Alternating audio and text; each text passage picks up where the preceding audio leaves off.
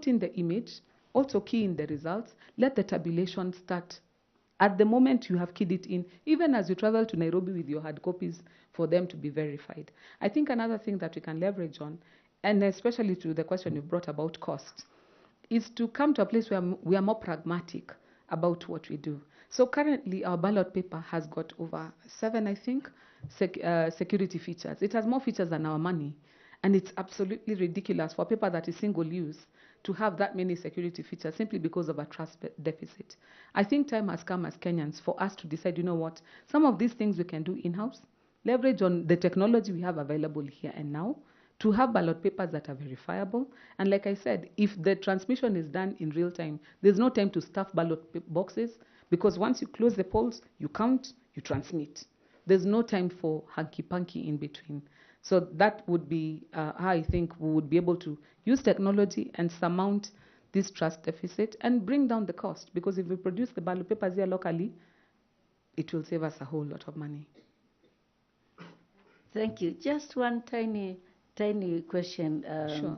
to follow up. I'm trying to see how we can deal with this trust deficit. How would you convince people, especially politicians, to accept to have the ballot paper printed in Kenya with maybe one security feature? It depends on what that security feature is. If it's something that's not easily replicable, and you know, we've come to a place where even how we have structured our polling stations, only certain number of people vote in a particular polling station. I mean, the last time the children are doing KCSE exams, we saw they employed technology to have the candidate's picture on the answer sheet and even their name and index number printed on. You know, it can get to a place where we are printing personalized ballot papers. So even if we are counting, it is the ballot paper for Joy in that polling station that she has cast. And if she has not cast it, it should remain in the. So it's a matter of being creative about it. And when push comes to shove, is putting our foot down and saying, you know what, this is what we're going to do. Because like I said before, the seeming over-involvement of political actors in the electoral process is a major reason why people have a trust deficit, because these are the people playing in this field. They're the direct beneficiaries of this process, and yet they have almost the biggest say in what goes on in the process. So there'll come a time when the push will come to shove, a foot will have to be put down, public participation, members of the public can also lend their voice to the process, and the politicians will have to listen to the voice of people, which is said to be the voice of God. Okay, just one last one, Chair. If we printed a ballot paper that is personalized to Joy, wouldn't that interfere with the principle of a secret ballot? Just think about it. Thank you, Chair. And perhaps just to pick up there, I think the people of Kenya may not be the problem you want to convince. How would you convince politicians first? Because they're the ones whose votes get lost or whatever it is. Or get stolen. Yes, you need to get there. How would you convince politicians first? One of the things we saw during the last general election is that there were a lot fewer cases that were filed challenging some of the other races, apart from the presidential one. There were a lot fewer cases that were filed because the process this time around was a lot more open to the people who are running. And so when the courts have pronounced themselves and said, for you to challenge an election result, don't just say generalities. Tell us exactly what went wrong in what polling station so that that can be addressed. When the standard was raised, the standard to say, complain about something specific, then maybe many of them now could not use the excuse of, it was marred by transparency and opacity, I did not know what happened, but something must have gone wrong. No, now you had to have a reason to say that this election was interfered with. So I think part of it is what has come out of our courts, where the standard of challenging an election has been made, such that you don't just come with any complaints and say, I'm not satisfied. Now you must address yourself to a specific issue. So I think with the politicians, it's nurture. They will have to be trained to accept results. And if we have seen it in the races for MCA, for MP, and for women rep and for governor, then I think eventually, even for the presidential result, it will come to a place where you'll be asked in this entire process, what exactly is your problem? And if you cannot pinpoint it, then you're forced to accept the results. So eventually, we will get there. But it is a tall order because I think the culture so far has been every result is challenged. Thank you very much. I'll ask FCPA Tanui to pick up from there. Thank you.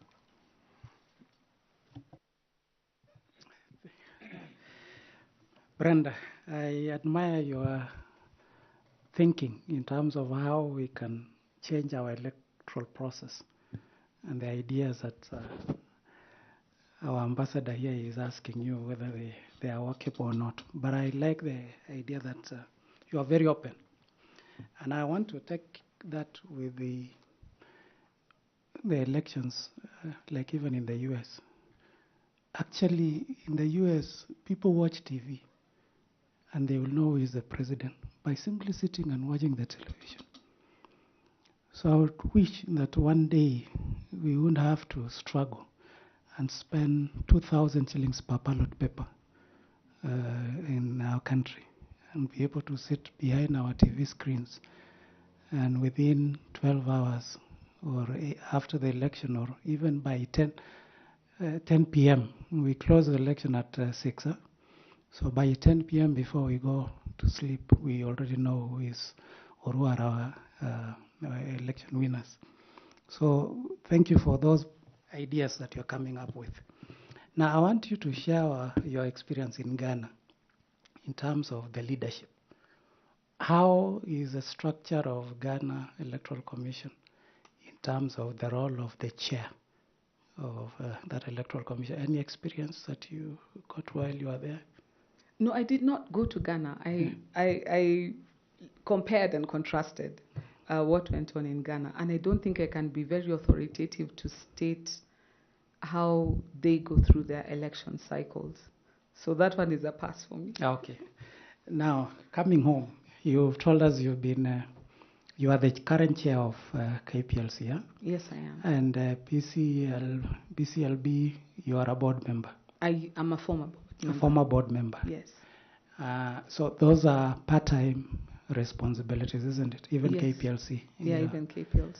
Now, here at IBC, you will be the chairperson on a full-time basis. Yes. Now, KPLC is a public listed company. Yes, it is. It is also a state corporation by the fact that government owns 50.1%. Yes, it is. And also PCLB is a state corporation. Yes, it is.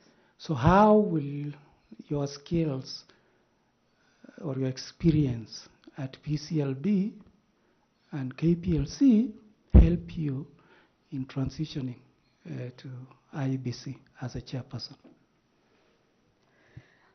Let me start with BCLB because that's the easier one. And BCLB, I was a director. So on that, I was a team player. There was a chairman and I was one of the team players. And one of the things that I think helped me with this is I'm a religious person. I have been a believer since I was a child. BCLB is managing a vice, for lack of a better word. I had to open my mind up to alternative living that people have, be non-judgmental about it, be effective as a director. And I think that stint at BCLB was very important also to understand how people's day-to-day lives are affected by decisions of big corporations. So for example, when I was in the BCLB is when this sports betting had just started. And we realized that even grandmothers, as in students, were being drawn into this thing, and we realized it was a problem. We tried to bring in regulations to curb this, but eventually we got to a place where, you move on and the next council comes in and some of those things, the follow-through is not as thorough. So that opened me up to how decisions made at this table affect day-to-day. It's stories of children who have eaten school fees. A mother who children send her money in the village and she bets it all until she starts selling condo in the estate to try and do that. Now, coming to Kenya Power, one of the things that I learned at Kenya Power is that when you're chairman, You sit on that chair, yes, and you think you're almighty, but you're actually a first among equals. And that is a lesson that I have had to learn daily. So when I went in as chair, that was my first stint at chairing such a big organization. I had to learn, like I said, the humility of leaning on the wisdom in the room. I was not an engineer, and this is an engineering firm. It is very male-dominated because engineers mostly happen to be men. And I had to come to a place where I admit this is where my capabilities stop, and this is where learning starts. Now, that last 2.5 years that I have been at the helm of Kenya Power has taught me the benefit of continuous learning. But not only that, I found Kenya Power at a time when the staff morale was very low. The quotient of productivity was actually, it was wanting. The organization itself, the Auditor General had indicated that it was functionally insolvent. If it wasn't a public utility company, it would have been advisable to wind it up. And that is where, when I joined Kenya Power, that's where I found it. Now, the last 2 years have been about rebuilding the confidence of the members of staff, bringing camaraderie back into it, trying to bring up a culture of efficiency. We are not where we want to be, but of late we have started seeing it paying dividends. People are working harder than they've ever worked before. We were able to convince Parliament to lift moratoriums on hiring. People had been resigning, they had been retiring, they had been dying with no replacement. The staff was stretched to the limit. Now, we're showing them that we have good governance now. We can be trusted to hire more. We started by hiring an MD, a process that they had tried to outsource to other, technical experts, and they had failed. My board went ahead and did it. And we have ourselves an MD who has been able to turn around the company. So that has given me the confidence to know that, you know what, even if a task is difficult, with right leadership and just resetting the tone from the top, you're able to achieve a lot in terms of a change and a turnaround. If you walk into Kenya Power right now, you'll find staff that are motivated to work. You'll find people who are putting their best foot forward. And as we have declared in our last results and in our half-year results, we are back in profitability. And I'm very, very grateful, because I know it's not just because of the chairman that they got, but I've been able to rally the management and my board and the members to have a new trajectory to bring Kenya Power back to the place where it's supposed to be, where it's offering value for the shareholders and for the government and for the people of Kenya. Now, one unique feature about the commission is that you will not be attending board meetings on a quarterly basis, like the way you're doing at KPLC. You will be a full-time employee with 6 other commissioners, all full-time. At the same time, you have secretary to the commission, who is the chief executive officer, with a professional team of technical officers at the commission. So looking at KPLC, where you're part-time, you come for board meetings, you make decisions, you leave. Here you'll be there full-time. Other 6 commissioners, you're also full-time. Their CEO full-time, technical officers full-time. So how will you handle that scenario? Let me start from the known to the unknown. So the known is what you have described. That's the position we have at the commission right now. And being full-time means then you are behaving like an executive chairman rather than a non-executive chairman that I am now. That means, therefore, the buck stops with you. So I can't come and issue board resolutions and leave the responsibility of the implementation solely to the CEO. The chair has as much responsibility for what is executed as does the secretariat. Now, to the unknown, which would be something that I think is an idea that needs to be mooted, maybe we need to rethink that structure. Because part of the problem that we have had at the IEBC has been the conflict between the commission and the secretariat. With what I've seen at KPLC, that Chinese wall between the board and the management is very useful in showing where one's responsibility ends and where the other begins. When you've got an executive chairman and you've got a CEO, you effectively have got 2 centers of power. And sometimes then you find it's like in a home, when the children know, I can play mommy off daddy. If mommy says yes, I go and tell daddy, mommy said yes. And so you have a situation where staff have loyalties, staff have got things that they think this one is a godfather on this side, this one protects me on this side, and it builds inefficiencies. And sometimes we've seen that coming to play. So, for example, most of the chairs in the past, Isaac Hassan and Oswago, there's a difficult relationship there. Chiloba and Chebukati, there's a difficult relationship there. In fact, Chebukati, Marjan, I think they got into a place where things were so difficult they had to stick together because it was the 3 surviving commissioners and the CEO. So to break down that dichotomy, maybe we employ principles of good governance and have the commission on a basis where there may be part-time or you have fewer commissioners who have got very specific roles. If it's policy, because when you look at the roles of the IBC that are set out, there's some of those roles that surely a secretariat, voter registration, looking at the register, updating the register and other things, those should be squarely in secretariat. But by law, they're sort of split between the commission and the secretariat. So I think that gives to attention that sometimes needs to be resolved to improve efficiency. But because it's a constitutionally protected commission, it's not a very easy fix. But it can be fixed. Now, how to mitigate that? It's personalities. Is learning to make room for others and keep your space where you're supposed to have space. When you need to put your foot down, know that this one, the buck stops with me. You put your foot down. And just have a give or take.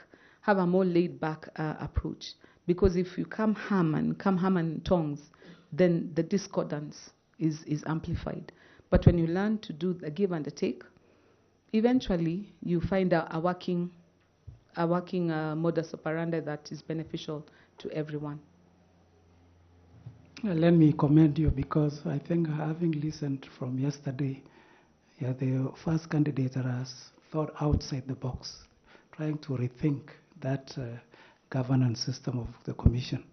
And I want to appreciate that. And the reason why I'd ask you what was your experience in Ghana is in line with your thinking on how we may rethink the framework, having full-time commissioners, having full-time secretariat, and you'd expect good working relationship. So thank you for that. Now, I know KPLC, your turnover is quite huge. You are in hundreds of billions Yes, we are. in terms of your turnover. Equally, IBC is one of the highly funded commissions because, again, as we've said, the expensive nature of our elections. So one of the challenges that IBC has had is issues of transparency, accountability in use of public resources. And if you look at the Auditor General report, there are a series of observations, key audit matters that the Auditor General has always picked them up. So as the chair, and hearing you, it's like you appreciate what the role of the chair will be.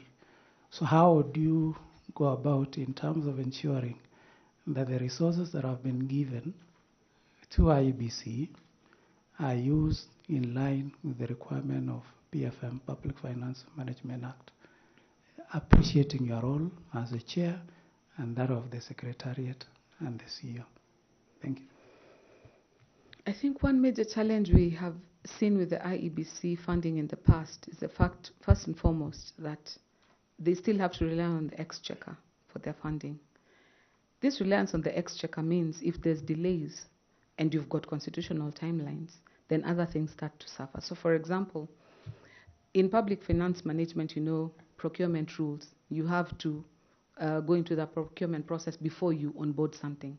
But if it is in the interest of the political parties, some of whom are the ones in government who are going to be running in the election, and they decide, we'll keep this as our trump card to just, delay the process so that in the end it is single sourcing. And when it is single sourcing, it is Flani who's doing it. So there's some of these things that I think for the IBC, we have to get creative in how even we apply public finance management. Let me give you a small example. When I joined Kenya Power, one of the things I realized is that the vendors have learned how to use the law to make everything as expensive as possible. So I may look through and see there's a factory producing something at 15 shillings, but by the time I go to tender, according to the public finance management, what I'm getting is quotes of 200 shillings. Watu wameachana na shilingi mbili, shilingi tatu. Because there is a general collusion amongst them. Now, because I am bound by the principles of public, I cannot say no. If I go direct to the factory, I'll get it for less. Then I find myself in a conundrum. Maybe there is need to relook at some things, like, for example, for elections. If there's timelines that are being mismanaged, and you can tell there's an intentionality, there must be provision, or there should be a safety valve that we're able to do things more efficiently. Like I said, outsourcing most of our election materials, for example, is one of the things that I find rises our costs to levels that is unsustainable. We spend 2,000 bob printing one ballot paper. Countries like Rwanda, I think, are down to $1 per ballot paper.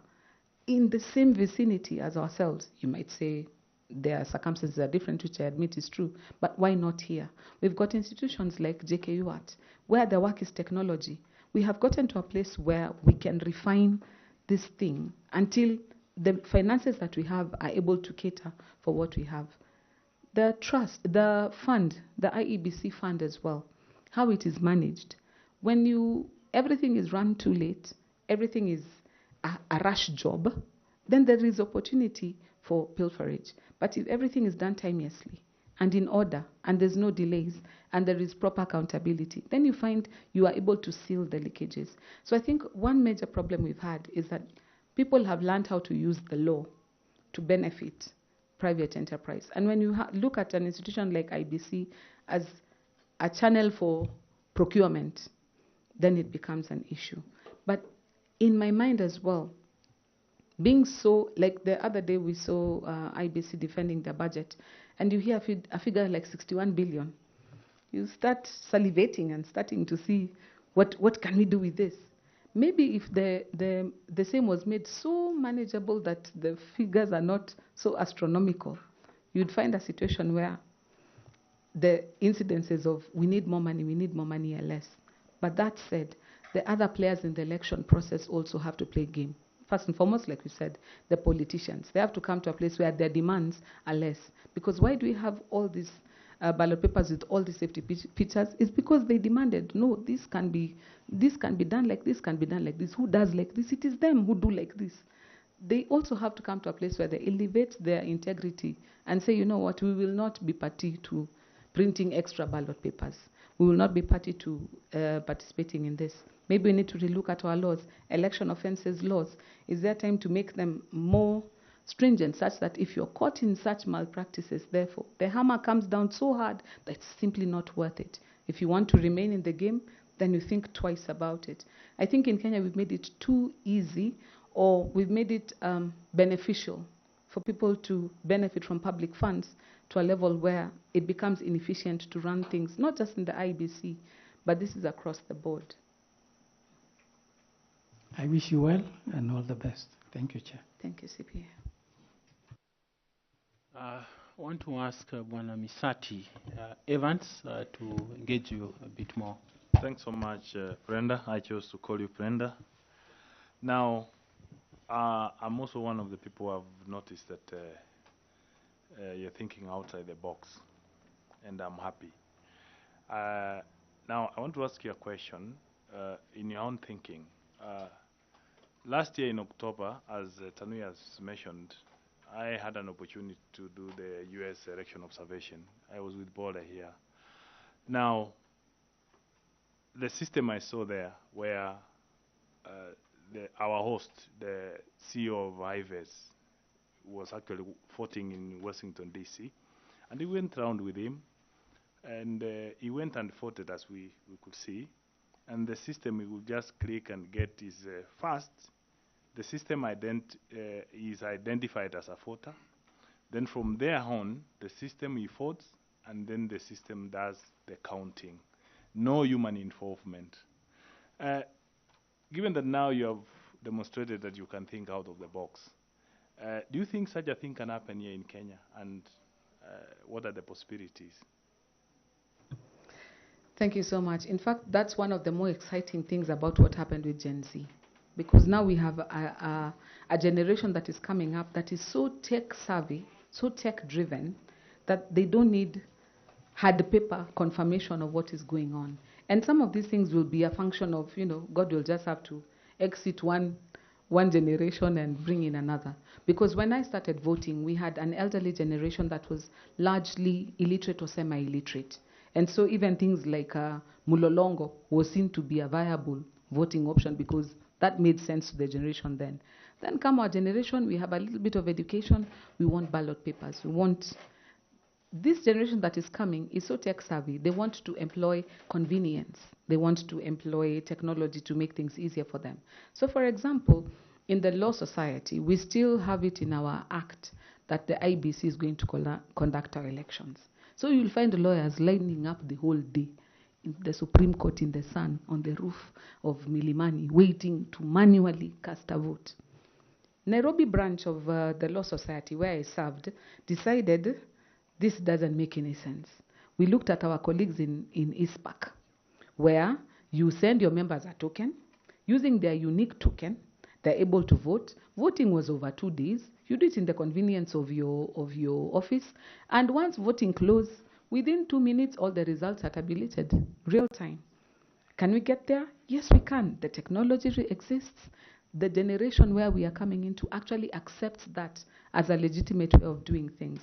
So I think where we are headed, even just the function of as people are growing older, we'll find ourselves that becomes a reality. And like I said, if something is real time like that, there's no time to stuff ballot boxes.